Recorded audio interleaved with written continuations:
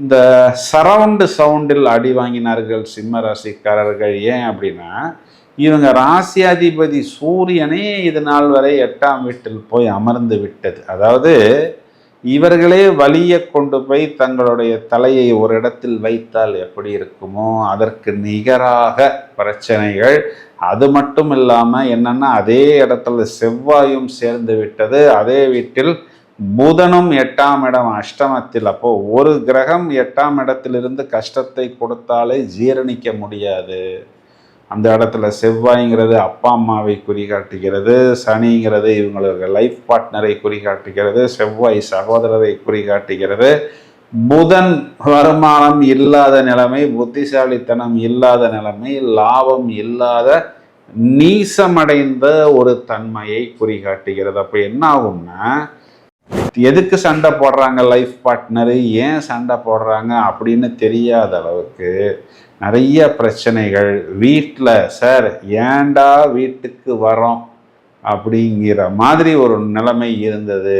இனி எப்போ நாம் வீட்டுக்கு வருவோம்? ஏன்னா எல்லா பிரச்சனைகளும் வரிசையாக, அப்பா அம்மா பிரச்சனையாக இருந்தாலும், லைஃப் பார்ட்னர் பிரச்சனையாக இருந்தாலும், பிரதர்ஸ் சிஸ்டர் பிரச்சனையாக இருந்தாலும், கடன் பிரச்சனையாக இருந்தாலும் வரிசையாக கிளியர் ஆகக்கூடிய காலகட்டம்.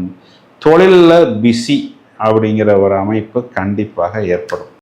இங்கே புத்திர காரகன் புதன், புத்திர காரகன் குரு, புத்திரஸ்தானம் சொந்த வீட்டை, புதன் வீட்டில் அமர்ந்து சொந்த வீட்டை பார்க்கிறார். அப்போ குழந்தைகள் சம்பந்தப்பட்ட விஷயத்தில் சுபபலம். மெயினாக தொழில், குடும்பம் இதெல்லாம் இவர்களுக்கு ப்ளஸ் மட்டும் இல்லாமல் எங்கெல்லாம் அவமானப்பட்டார்களோ, எங்கெல்லாம் தோல்வி அடைந்தார்களோ அங்கெல்லாம் சமாதானம் உண்டு. ஹலோ ஃப்ரெண்ட்ஸ், நாம் ஆர்வத்துடன் எதிர்பார்த்து காத்திருக்கக்கூடிய சித்திரை மாதத்துக்கு உண்டான பலன்கள் எல்லாருக்கும் நன்றாக தெரியும். சித்திரை மாதம் மேஷ ராசி மண்டலத்தில் சூரியன் உச்சம். இதையும் தவிர செவ்வாய் என்ற கிரகம் அதே மேஷத்தில் ஆட்சி, சுக்கிரன் சொந்த வீட்டில் ஆட்சி, கிரகங்கள் வரிசையாக வருகிறது. கடகத்தில் சந்திரன் வரக்கூடிய காலகட்டத்தில் கிரக மாளிகா யோகம் என்ற ஒரு அரிதான சுப யோகம் என்பது வர இருக்கிறது. எனவே இந்த கிரகங்களின் தாக்கம் உங்களது ராசிக்கு என்ன செய்ய போகிறது என்ற பலன்களையும், பிறகு இந்த கிரக நிலைகளுக்கு உண்டான மாற்றங்களையும் இப்பொழுது விவரமான காண்போம்.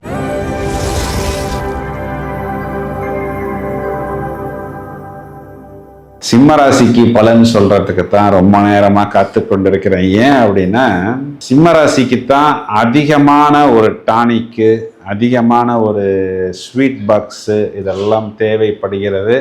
மேலோட்டமா எல்லாரும் என்ன சொல்லுவாங்க, அஷ்டம சனி, இந்த அஷ்டம சனியில் பாதிக்கப்பட்டது சிம்மராசி.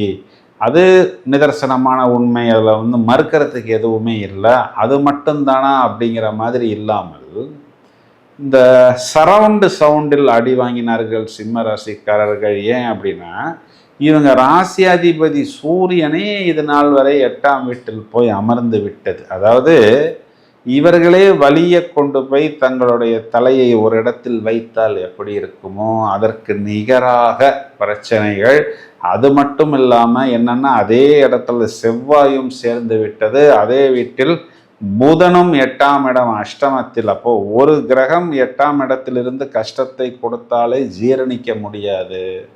அந்த இடத்துல செவ்வாய்ங்கிறது அப்பா அம்மாவை குறிகாட்டுகிறது, சனிங்கிறது இவங்களுக்கு லைஃப் பார்ட்னரை குறிகாட்டுகிறது, செவ்வாய் சகோதரரை குறிகாட்டுகிறது, புதன் வருமானம் இல்லாத நிலைமை, புத்திசாலித்தனம் இல்லாத நிலைமை, லாபம் இல்லாத நீசமடைந்த ஒரு தன்மையை குறிகாட்டுகிறது. அப்போ என்ன ஆகும்னா, சுற்றி சுற்றி சுற்றி சுற்றி அடி வாங்கின சிம்ம ராசிக்கு வரிசையா, அதாவது இனி கண்டினியூ ஆவோமா ஆக மாட்டோமா அப்படிங்கிற மாதிரி ஒரு பொசிஷன்ல இருந்து இனி எந்திரிக்கக்கூடிய காலகட்டம்.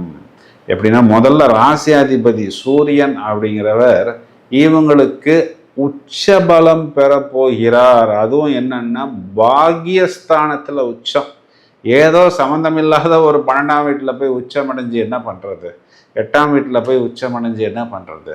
பாக்கியத்தில் உச்சம் அப்படிங்கிறதே இவங்களுக்கு என்னன்னா, ஓவர் த நைட்டில் ஒரு யூ டர்ன் போடுவதற்கு உண்டான அமைப்பு. கண்டிப்பா இது நாள் வரை இவர்கள் எங்கெல்லாம் துளைந்தார்களோ இழந்தார்களோ ஒவ்வொரு முடிச்சா கலண்டு வெளியில வரும்.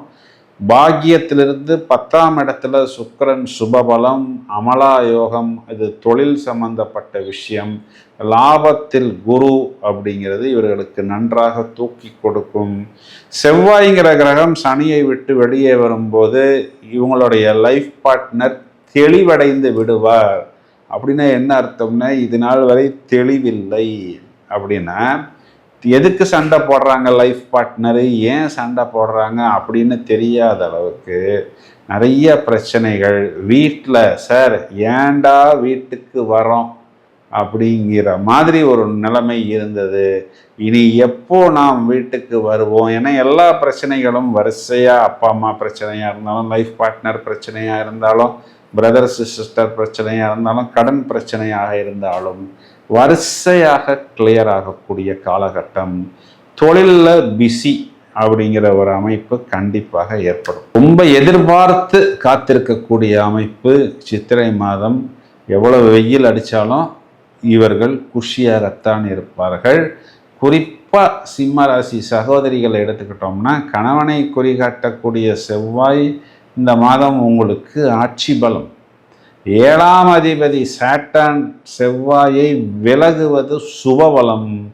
அப்படின்னா என்ன அர்த்தம்னா, நிறைய இடங்களில் ஃபேமிலி லைஃப் என் ஹஸ்பண்டோட ட்ராவல் ஆகுமா, கண்டினியூ ஆகுமா, இல்லை நீ ஒரு ரோட்டுக்கு போ, நான் ஆப்போசிட்டில் ரோட்டில் போயிடுறேன் அப்படிங்கிற சூழ்நிலையில் இருப்பவர்களுக்கெல்லாம் ஒரு சுபம் அப்படிங்கிறதும் ஒரு ப்ளஸ் அப்படிங்கிறதும் கண்டிப்பாக ஏற்படக்கூடிய காலகட்டம். இங்கே புத்திர காரகன் புதன், புத்திர காரகன் குரு, புத்திரஸ்தானம் சொந்த வீட்டை, புதன் வீட்டில் அமர்ந்து சொந்த வீட்டை பார்க்கிறார். அப்போ குழந்தைகள் சம்பந்தப்பட்ட விஷயத்தில் சுபபலம். மெயினாக தொழில், குடும்பம் இதெல்லாம் இவர்களுக்கு ப்ளஸ் மட்டும் இல்லாமல் எங்கெல்லாம் அவமானப்பட்டார்களோ, எங்கெல்லாம் தோல்வி அடைந்தார்களோ அங்கெல்லாம் சமாதானம் உண்டு. சிம்மராசி வயதில் மூத்த நபர்கள் எடுத்துட்டோம்னா கவர்மெண்ட்லேருந்து வர வேண்டிய ப்ளஸ்ஸு, பெனிஃபிட்ஸு இதெல்லாம் அவர்களுக்கு வரும். இடம் பூமி சம்பந்தப்பட்ட விஷயத்தில் ஒரு நல்ல ரேட்டு, நல்ல ஆஃபர், ஒரு நல்ல ப்ராஃபிட்டும் கூட இவர்களுக்கு கண்டிப்பாக வரும். ரொம்ப நாளைக்கு பிறகு சித்திரை மாதம் சிம்ம ராசிக்கு தூக்கி கொடுப்பதற்கு தயாராக இருக்கிறது அப்படின்னு சொல்வது தான் நிதர்சனமான உண்மை. இப்போ நாம் இது நேரம் வரை பார்த்த இந்த பலன்களுக்கு உண்டான கிரக மாற்றங்களை எடுத்துக்கொண்டால், இந்த சித்திரை மாதம் பிறந்து கிட்டத்தட்ட ஒரு 6 நாட்களில், அதாவது ஏப்ரல் மாதம் 20ஆம் தேதி சுக்கிரன் சொந்த வீட்டில் ஆட்சி பெறப்போகிறார். ரிஷபத்துக்கு சஞ்சாரம் செய்ய போகிறார். 31/4 அதாவது ஏப்ரல் மாதத்தின் கடைசி புதன் மீனராசி மண்டலத்திலிருந்து மேஷராசி மண்டலத்தில் வந்து சூரிய புத ஆதிபத்தியமாக மாறுகிறார். 11/5 அதாவது மே மாதம் 11ஆம் தேதி. இது நாள் வரை சாட்டர்ன் என்று சொல்லக்கூடிய சனி பகவானுடன் இணைந்து கன்ஜஷனில் இருக்கக்கூடிய இந்த செவ்வாய் என்ற கிரகம் மேஷராசியில் வந்து ஆட்சி பலம் பெறப்போகிறார். நிறைய இந்த வெளிவட்டார பிரச்சனைகள், இந்த வெளியூர்களில் நடக்கக்கூடிய இந்த போர் போன்ற விஷயங்கள் எல்லாமே இந்த செவ்வாய் என்ற கிரகம் ஆட்சி பெறக்கூடிய காலகட்டங்களில் ஒரு முற்றுப்புள்ளி ஏற்பட்டு மக்களுக்கு ஒரு ப்ளஸ் பாயிண்ட் வரும் அப்படின்னு சொல்வது தான் நிதர்சனமான உண்மை.